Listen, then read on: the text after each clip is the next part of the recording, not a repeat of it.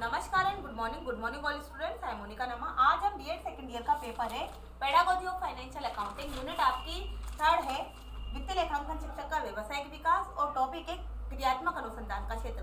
पिछली वीडियो में हमने क्रियात्मक अनुसंधान के उद्देश्य पढ़े थे। आज हम क्रियात्मक अनुसंधान के क्षेत्र के बारे में पढ़ेंगे कि क्रियात्मक अनुसंधान का क्षेत्र किस प्रकार से किस क्षेत्र में विस्तृत है। जो क्रियात्मक अनुसंधान का क्षेत्र शिक्षा के क्षेत्र में विस्तृत है, यानी कि क्रियात्मक अनुसंधान का शिक्षा के क्षेत्र में विस्तृत रूप है। शिक्षा के क्षेत्र में विस्तृत रूप दिखाई देता है। क्यों दिखाई देता है? क्योंकि क्रियात्मक अनुसंधान कक्षा शिक्षण प्रणाली में सुधार लाता है, शिक्षक अपने अध्यापन कार्य में सुधार लाता है, साथ में प्राचार्य तथा प्रशासन अपने सभी कार्यों में सुधार लाता है। इसके लिए क्रियात्मक अनुसंधान का क्षेत्र शिक्षा के क्षेत्र में विस्तृत रूप से दिखाई देता है। साथ में यह है कि क्रियात्मक अनुसंधान के क्षेत्र के माध्यम से शिक्षक अपने शिक्षण कार्य को और साथ में शिक्षण विधियों को विद्यार्थियों तथा कक्षा और विद्यालय प्रशासन की सभी समस्याओं का समाधान करता है। यानी कि क्रियात्मक अनुसंधान का क्षेत्र इतना विस्तृत है कि विद्यालय में होने वाली समस्याओं का जो एक अध्यापक को कक्षा शिक्षण के दौरान आती है, एक विद्यार्थी को गृह कार्य के दौरान आती है और एक अध्यापक नवीन शिक्षण विधियों के माध्यम से छात्र को अवगत करवाता है, उन समस्याओं का समाधान करने के लिए क्रियात्मक अनुसंधान के क्षेत्र का प्रयोग किया जाता है। साथ में यह है कि साथ ही साथ अध्ययन की नवीन पद्धतियों से अवगत करवाता है। यानी कि क्रियात्मक अनुसंधान के क्षेत्र का विस्तृत रूप इस प्रकार भी दिखाई देता है कि ये शिक्षण में नवीन शिक्षण पद्धतियों से छात्रों को अवगत करवाता है। साथ में प्राचीन अनुपयोगी रूढ़िवादी परंपराओं को दूर करने में यह सहायता प्रदान करता है। इस प्रकार से क्रियात्मक अनुसंधान का क्षेत्र शिक्षा के क्षेत्र में विस्तृत रूप से दिखाई देता है। तो फर्स्ट देखिएगा सहायक सामग्री की उपयोगिता के संबंध में। सहायक सामग्री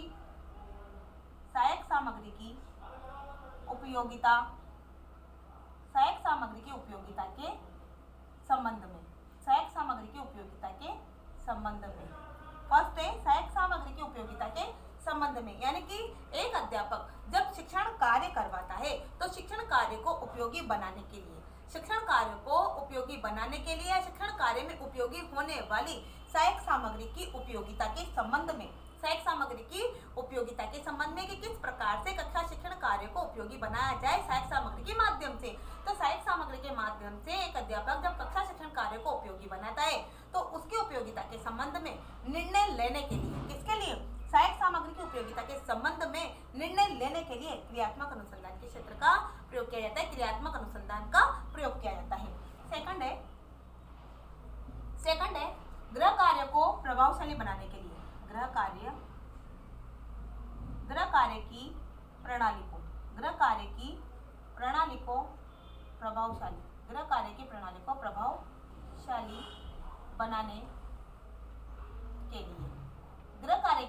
प्रभावशाली बनाने के लिए यानी कि गृह कार्य की जो प्रणाली होती है उसको प्रभावशाली बनाने के लिए, यानी कि कहने का मतलब ये है कि एक अध्यापक जब कक्षा शिक्षण में शिक्षण कार्य करवाता है तो एक अध्यापक शिक्षण कार्य करवाते समय पर दिए जाने वाले गृह कार्य की प्रणाली को समय पर जो छात्रों को गृह कार्य दिया जाता है उस गृह कार्य की प्रणाली को प्रभावशाली बनाने के लिए भी क्रियात्मक अनुसंधान के क्षेत्र का प्रयोग किया जाता है। यानी कि एक अध्यापक किस प्रकार से अपने कक्षा शिक्षण में छात्रों को गृह कार्य देता है और उस गृह कार्य को किस प्रकार से प्रभावशाली बनाया जाए और प्रभावशाली तरीके से बनाकर छात्र उस कार्य को सुगम तरीके से कर सके, रुचिपूर्ण तरीके से कर सके, इसके लिए भी क्रियात्मक अनुसंधान का प्रयोग किया जाता है।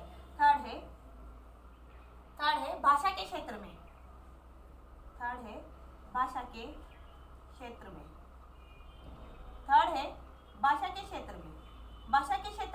यानी कि भाषा के क्षेत्र में भी क्रियात्मक अनुसंधान का प्रयोग किया जाता है। किस प्रकार से किया जाता है कि क्रियात्मक अनुसंधान के क्षेत्र का प्रयोग भाषा के क्षेत्र में भी किया जाता है।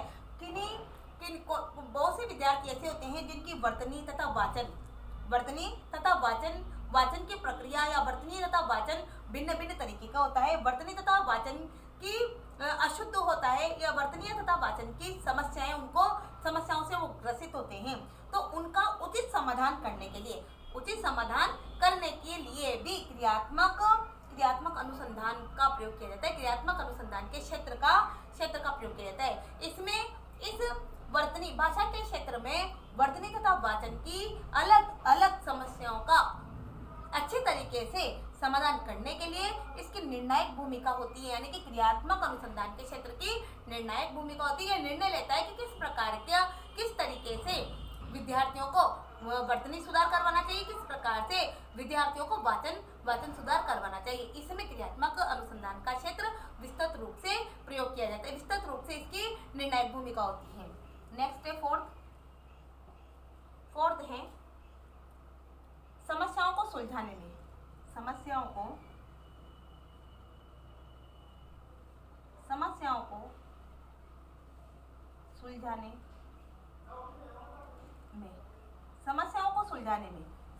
सुलझाने में यानी कि शिक्षकों तथा विद्यार्थियों के बीच में परस्पर आदान प्रदान हो। यानी कि एक अध्यापक अपने कक्षा शिक्षण के दौरान छात्रों को जो गृह कार्य दिया जाता है, उस गृह कार्य में आने वाली समस्याओं का समाधान अध्यापक और विद्यार्थी के बीच में आदान प्रदान हो, उन समस्याओं का वो सुलझाए, उस समस्याओं का समाधान करे। यानी कि समस्याओं को सुलझाने का जो आदान प्रदान होता है, समस्याओं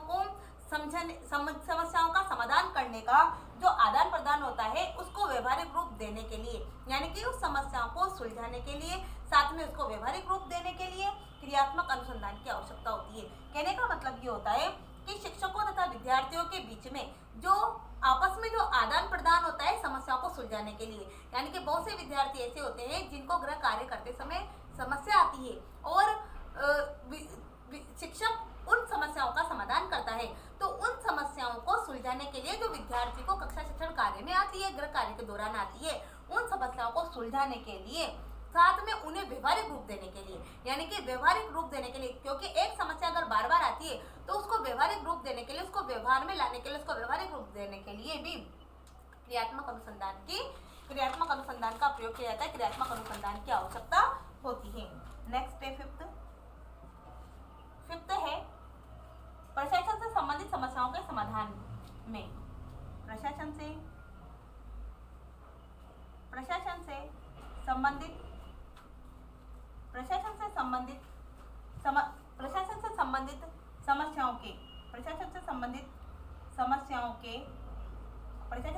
समस्याओं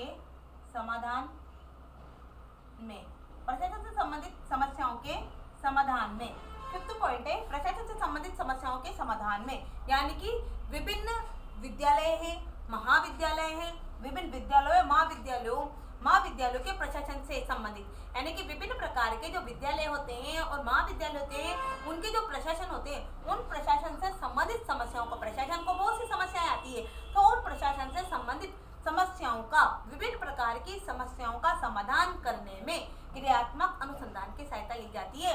यानी कि प्रशासन किस प्रकार से विद्यालय और महाविद्यालय की कार्यप्रणाली को सुचारू रूप से चलाए, सुचारू रूप से उसका संचालन करवाए, इसके लिए क्रियात्मक अनुसंधान के क्षेत्र का प्रयोग किया जाता है। क्रियात्मक अनुसंधान की आवश्यकता होती है, क्रियात्मक अनुसंधान के क्षेत्र की सहायता ली जाती है। नेक्स्ट है सिक्स पॉइंट देखिएगा। सिक्स पॉइंट है गुणात्मक सुधार लाने के लिए। सिक्स पॉइंट है गुणात्मक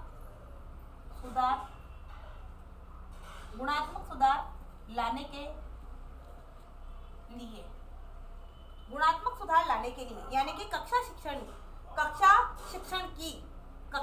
की जो शिक्षण प्रणाली होती है, कक्ष में एक अध्यापक जो शिक्षण प्रणाली में किस प्रकार से सुधार लाए और शिक्षा को किस प्रकार से गुणात्मक बनाया जाए, गुणात्मक इस प्रकार से कि ऐसी शिक्षा ऐसी हो जो छात्रों का विकास करे, छात्रों के गुणों का विकास करे, तो किस प्रकार से कक्षा शिक्षण प्रणाली में गुणात्मक सुधार हो और शिक्षण प्रणाली में गुणात्मक सुधार लाने के लिए क्रियात्मक अनुसंधान के क्षेत्र का क्रियात्मक अनुसंधान का प्रयोग किया जाता है। क्रियात्मक अनुसंधान की महत्वपूर्ण भूमिका होती है, महत्वपूर्ण सिद्ध होती है। क्यों होती है? क्योंकि गुणात्मक सुधार के लिए ही क्रियात्मक अनुसंधान के क्षेत्र का प्रयोग किया जाता है, क्रियात्मक अनुसंधान का प्रयोग किया जाता है। कक्षा शिक्षण में यानी कि कक्षा में नवीन पद्धतियों से पढ़ाना, नवीन टेक्नोलॉजी से पढ़ाना, साथ में कक्षा शिक्षण में गृह कार्य के दौरान छात्रों को जो समस्या आती है उसका समाधान करना, यानी कि उसमें सुधार लाकर उसका समाधान करना, छात्रों के व्यवहार में सुधार करना, इसके लिए गुणात्मक सुधार लाने के लिए भी क्रियात्मक अनुसंधान की महत्वपूर्ण भूमिका होती है। क्रियात्मक अनुसंधान महत्वपूर्ण भूमिका निभाता है। ये आपके 1 से लेकर 6 पॉइंट कंप्लीट हुए। अभी इसके और पॉइंट बाकी है। जहां तक के लिए नमस्कार, धन्यवाद।